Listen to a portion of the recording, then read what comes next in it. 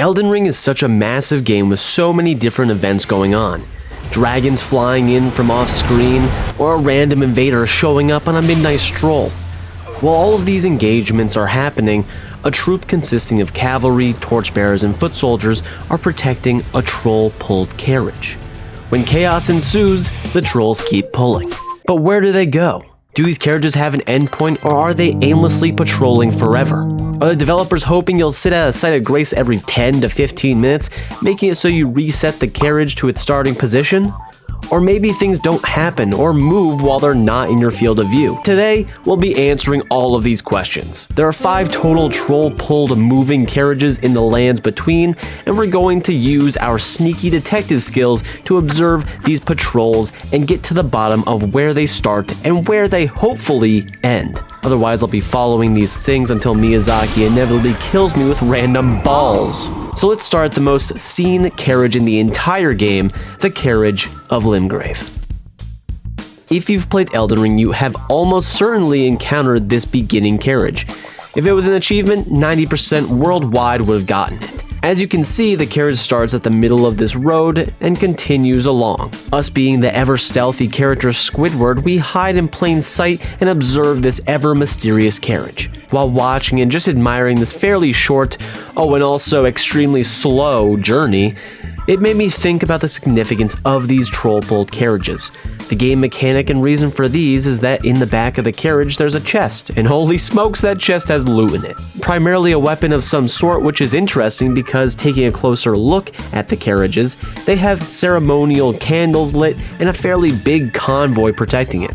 Basically, this is Elden Ring's versions of hearses, like a literal transporter of someone who is deceased. Most likely, this was an officer, maybe a person of high regard, and the chest contains an heirloom or prized possession of theirs, which is always a weapon. Really what I'm saying is, we're robbing the dead every time we take loot from these chests, and I've gotta say, I'm loving every minute of it. Anyways, the carriage in Limgrave is a short trip, traveling around this bend in the road, over the bridge. Fast forward a bit farther, and we reach just outside this outpost of Godric's soldiers. This is where the carriage ends up, which makes sense since there are 2 other parked carriages, also containing chests, and yes, I stole those weapons as well. Something you'll notice is once the carriage met the end of its path, the band of troops are nowhere to be found. What happened to them? Well, they're back here. I broke their AI in a way by being in range of the carriage, but not the troop. Their objectives are conflicting. One is saying to get to the end of the patrol because the trolls are there, and the other is saying kill Squidward. It's pretty interesting to find so early on, but let's continue. While this is the end of the road for the Limgrave carriage, where one ends, another begins. Let's travel northwest to the beautiful location of Liurnia Lakes. Here's the immaculate location and peaks of where we'll be spying on our many friends. Of course, when you travel to these new locations, the enemies will be stronger, but they never seem to get any faster. They are incredibly sluggish. I can understand the 2 trolls as they're pulling an unreasonably big wagon for just one recent deceased, but the others are slow in all facets of life. I'm sorry, it has to be said.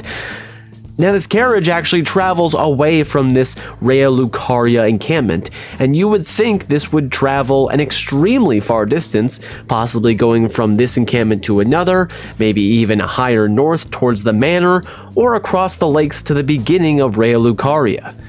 Yes, it's a stretch, but I'm trying to think what would make sense as to where this is being dropped off. Well, this wagon arguably goes an even shorter distance than the one we saw from Limgrave, and is just dropped off by the side of the lake.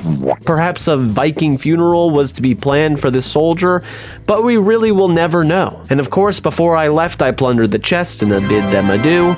It's also important to note, no matter your progress throughout the game, you will always find these carriages moving from their starting position and designated ending point.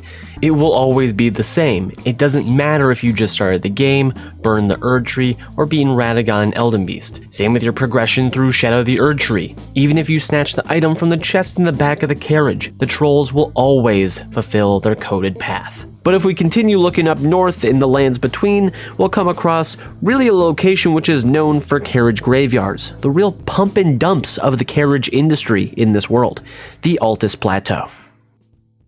Now this is an entirely different vibe and patrol of what we've seen previously. Limgrave and Liurnia both had a cavalry unit to protect the carriage as well as the usual foot soldiers and torchbearers. Altus has a giant pumpkin head as their flag holder, and along with that, this entire road has guards posted on both sides, so no random blue man group imposter could infiltrate. They were very aggressive and did not appreciate the plain sight journalism that a squid from under the sea was conducting. Countless times of interruptions while ruthlessly stalking them. This kind of rude behavior I just couldn't tolerate. So to make peace, I played them a song and all was well in the world. POV, you're a carriage. This journey in Altus made me think about what we've seen thus far. Each location of these carriages has a loose reason of why it's going from point A to point B. Limgrave's probably makes the most sense. This one from Altus seems to go through a side path which shows more destroyed or out of maintenance caravans that have broken down within the years, perhaps attacked and looted by the many terrible people in this land. Which is why we came to the conclusion to attack and loot this for ourselves. Now let's visit our last location, the Consecrated Snowfields. Congratulations, you made it to the end game! The developers decided the same mechanic of a troll-pulled carriage would hold up all the way throughout the game, but now those trolls have evolved into frost trolls. Much different from the originals because regular trolls come from a grafted lab, while frost trolls are bred by consuming every pot friend in the area. Do you see a single pot in Consecrated Snowfield? Didn't think so, let's continue. This carriage is just like any other. Tiny foot soldiers with a few crossbowmen scattered about. Oh, that's lovely. Let's see how it is at nighttime. Oh, 2 night cavalry escorting this caravan and probably the longest route of all. Like by a substantial amount, and that's most likely to account for the 2 night cavalry fights. Just straight bosses while also being the most powerful night cavalry in the game.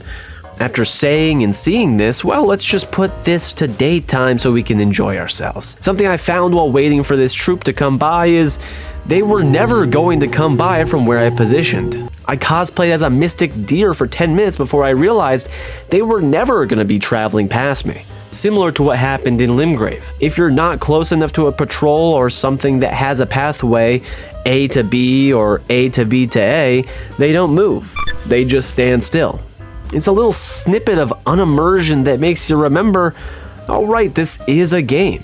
If everything on the map started moving while you weren't in the area, well, you could kiss your PC or whatever console goodbye because that thing is exploding and getting sent into space. Anyways, I dealt with the band of enemies, sat my dough ass on the carriage and enjoyed a 15-minute stroll. Hung out with the locals and departed to the next location. Now let's visit our last location, the Consecrated Snowfields. Congratulations, you made it to the end game. What the fuck? Alright, there's a second moving carriage in the Consecrated Snowfields, and if you're like me, who wanted to look up the carriage's locations, it would be extremely hard to find. The Elden Ring wiki is controlled by Fextralife, who are notorious for having incorrect facts or completely missing facts on their page. The only way you could possibly find or know the location of this carriage is based around knowing the weapon drop in the chest that the trolls are pulling. It's mainly hidden by this snowstorm of fog, which if you don't know the game or aren't really exploring, you would never see this. Here's the path the carriage takes from A to B. It's a very short journey, and when you open the chest, you'll find St. Trina's torch. It's nothing amazing, but for a squid like me, everyone knows my favorite color is purple, so I'll run into the sunset in search of the next big story. Exploring in this game gives many fun and rewarding experiences. Something as little as watching a couple carriages for an afternoon was somehow a great time, and there's so many finer details to be seen and discovered in this game. And no, there are no carriages in the Shadow of the Erdtree expansion. Thank you so much for watching. If you made it this far, consider giving this video a like, leave a comment, and subscribe for more content like this, and I'll see you in the next one.